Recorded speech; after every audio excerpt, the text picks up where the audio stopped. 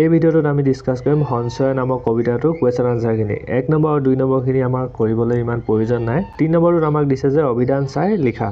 মানে অভিধান মানে ডিকচনাৰী চাই কিনে এইখিনি তোমালোকৰ অৰ্থ লিখিব দিছে প্ৰথমটো দিছে কৰকৰা মানে হুকান তাৰপিছত বৰখন মানে বৰষুণ হোৱা বা বৰষুণ দিয়া তাৰপিছত কিপন মানে হৈছে চিকটা তাৰপিছত কুন্ধি মানে হৈছে নাৱৰ ভিতৰত খুটালি পঞ্চুটোৱা মানে পবিত্ৰ পানী থকা নদী তাৰপিছত শান্তিয়নি হৈছে শান্তি কৰা পানী বা এটো দীঘলটো লিখিব পৰা তাৰপিছত ঘুলি মানে হে পানীখিনি ঘোলা কৰি দিয়ে যে সেইখিনি তাৰপিছত নিৰ্মল মানে হৈছে সফা হিত মানে হৈছে উপকাৰ 4 নম্বৰটো দিছে কবিতাটোৰ মূল ভাৱ লিখা কবিতাটো মানে সঞ্চয় নামৰ কবিতাটোৰ মূল ভাৱখিনি লিখিব আছে এতিয়া ইয়াৰ মূল ভাৱটো এইটোৱে হৈছে যে যেনেকে উয়ে মাটি সঞ্চয় কৰে কিন্তু হে মাটিখিনি একো কামত নাহে কিন্তু যদি মৌমাখিয়ে মৌৰস সঞ্চয় কৰে সেইখিনিয়ে তেওঁ মৌজুল বনায় আৰু মৌজুল হলে মিঠা হয় আৰু সেইখিনি মানুহে খাবও পাৰে ঠিক তেনেকৈ আমাক কৈছে যে আমি যদি পবিত্ৰ জল এখিনিও আনি থওঁ সেইখিনি যদি আমি ব্যৱহাৰ নকৰো তেনেহলে একো কামত নাহে এই কাৰণে মানুহে ধন সম্পত্তি যদি সঞ্চয় কৰি থয় তেনেহলে একো কামত নাহে সেইখিনি ভাল কামতো ব্যৱহাৰ কৰিব লাগে সেইখিনি হৈছে মূল ভাৱটো 5 নম্বৰটো দিছে কি কৰিলে প্ৰকৃত সঞ্চয় হোৱা বুলি কবিতাটোত কোৱা হৈছে উত্তৰটো হৈছে সঞ্চয়ৰ দ্বাৰা আনৰ হিত সাধন হয় তাক প্ৰকৃত সঞ্চয় কোৱা হৈছে মানে আনৰ ভালৰ কাৰণে যদি আমি ব্যৱহাৰ কৰো তাকে প্ৰকৃত সঞ্চয় বুলি কয় তে 6 নম্বৰত আমাক লাইন কেইটামান দি দিছে তাত কুন্দি শব্দটোৱে সাধাৰণতে নাৱৰ খুটালিক বুজায় কবিতাটোত থকা কুন্দি শব্দটোৱে কিহৰ খুটালিক বুজাইছে মানে কুন্দি শব্দটোৱে ইয়াত মানুহৰ মনৰ ভিতৰৰ খুটালিক বুজাইছে মানে মানুহৰ মনৰ ভিতৰৰ কথা বুজাইছে তাৰ পিছত 7 নম্বৰখিনি শৰ্ট কোৱেশ্চন আনসাৰ হয় এতিয়া উয়ে কি সঞ্চয় কৰে উয়ে মাটি সঞ্চয় কৰে তাৰ পিছত মৌমাখিৰ সঞ্চয়ৰ ফলত কি বৰ্ষণ হয় মৌমাখিয়ে যেতিয়া মৌ সঞ্চয় কৰে তেতিয়া মধু বৰ্ষণ হয় মধু মানে হৈছে মৌজুল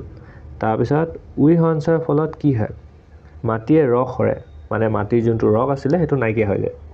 ঘৰটো দিছে জ্ঞানৰ সঞ্চয়ে মনৰ নেদেখা কুণ্ডিবোৰত কি বিলায় পোহৰ বিলায় তাৰ পিছত উঙটো হৈছে জল কোট হাসি থলে নিৰ্মল নহয় সোণৰ পাত্ৰত হাসি থলে নিৰ্মল নহয় মানে সোণৰ পাত্ৰটো যদি তুমি পানীখিনি থৈ দিয়া সেইখিনিও একো কামত নাহে তাৰপিছত 8 নম্বৰটো দিছে কবিতা ফাকি পঢ়া আৰু উত্তৰ লিখা ইয়াত তোমাৰ সেই লাইন কৰ দুটা লাইন দিয়া আছে এটা কটোৰ পুণ্যটোৱা শব্দটোৱে কি বুজাইছে এটা পুণ্যটোৱা শব্দটোৱে বুজাইছে পবিত্ৰ পানীত থকা নদীক বুজাইছে গংগাজল হাসি থলে কি হয় উত্তৰটো হৈছে গংগাজল হাসি থলে শান্তিয়নি কৰা পবিত্ৰ জল হয় এটা খ নম্বৰটো আমাক একেই দিছে কিন্তু ইয়াত বহলাই লিখিব কৈছে ইয়াত লাইন দুটা দি দিছে যে হাসি থোৱাকেই সঞ্চয় নকয় যদি তাৰে হিত সাধন নহয় তাৰপিছত উত্তৰটো হৈছে মানুহে সঞ্চয় কৰিব লাগে কিন্তু সেই সঞ্চয়ৰ দ্বাৰা উপকাৰো হ'ব লাগিব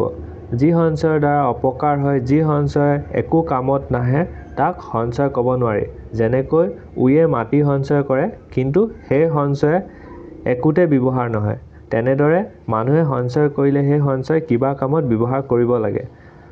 গংগাজল হাসি থলে পবিত্ৰ নহয় সেই গংগাজল খাবও লাগিব মানে যদি আমি গংগাজল নাখাওঁৱে যদি অকল হাসিয়ে থৈ দিওঁ তেনেহলে সেইখিনি পবিত্ৰ হৈও কি লাভ সেইটো কাৰণে ক'ব বিচাৰিছে যদি আমি কিবা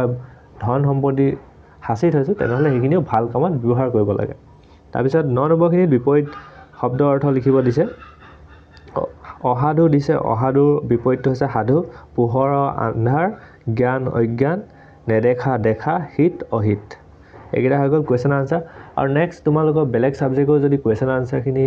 লাগে তোমালোকে কমেন্ট কৰিবা কোনকিটা সাবজেক্টৰ লাগে সাবস্ক্ৰাইব কৰি সাপোৰ্ট কৰিব নাপাহৰিবা সো আজি কাৰণে ইমানে